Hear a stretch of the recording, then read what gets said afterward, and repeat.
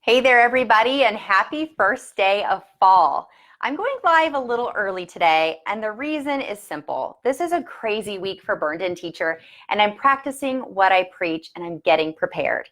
My name is Amber Harper, and I'm creator of the Burned In Teacher podcast and burnedinteacher.com. And I help teachers name their burnout, identify their stage, and take specific action steps to beat that burnout.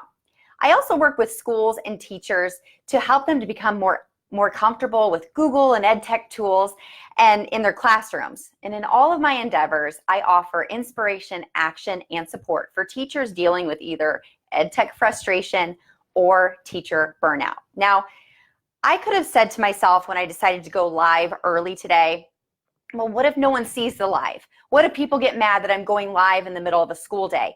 What if I confuse people? And then I said to myself, what if no one notices or cares what time I go live because they can watch these whenever they want to? You see, I've begun to train my brain to stop the anxiety, which is worrying about things I can't control. By the way, I'm pointing in the wrong direction because here we go. These are live, all right? Whenever I focus on the agent of same, which is all of those negative what ifs, that causes me anxiety and stress. So I flipped this what if on its head.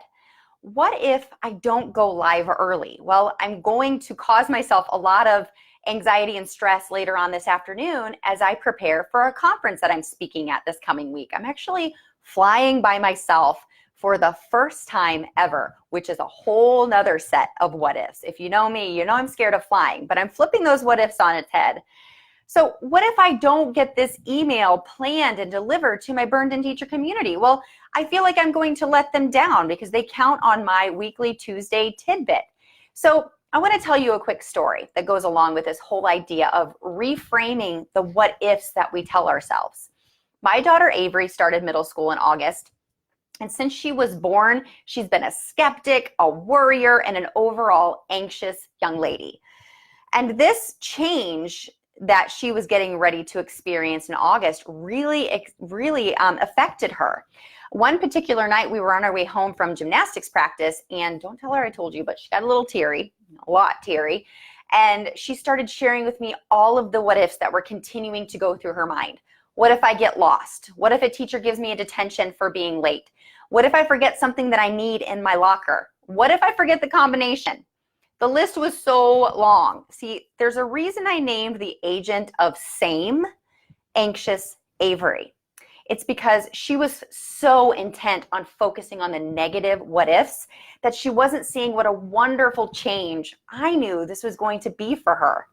She's very active and struggles with paying attention for long periods of time and staying on task in class. She is 11 after all, and like all of the millions of other students out there who need breaks once in a while. So I said to her, what if you love the fact that you get 5 minutes of freedom between each of your classes? What if you aren't a huge fan of one of your teachers and you love the fact that you only have to spend 50 minutes with them, all right? I hope that's not you, Burned In teachers who are watching this. What if you meet new friends who are also new to middle school, just like you?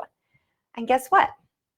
She stopped and she looked at me and she said, I never thought about it that way. And guess what? She was fine.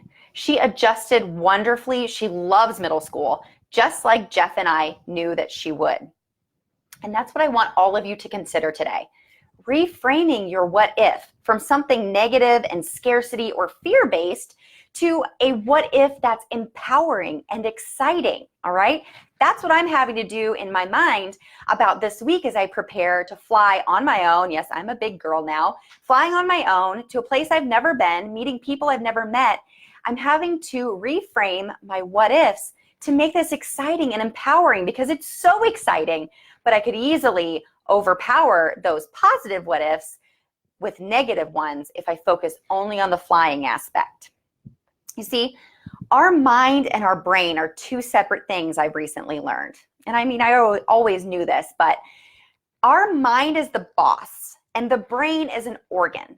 And when the mind tells the brain to do something or feel a certain way, the brain goes, yes, sir, right on it, boss, let's get going. And when we focus on the negative what ifs, our brain is going to cause our body to respond in a negative way. So, but if we train our brain and our mind, if we train our mind rather, to really think about the positive and be proactive, then our brain and our body are going to respond in that way. So today I want you to reframe your what if.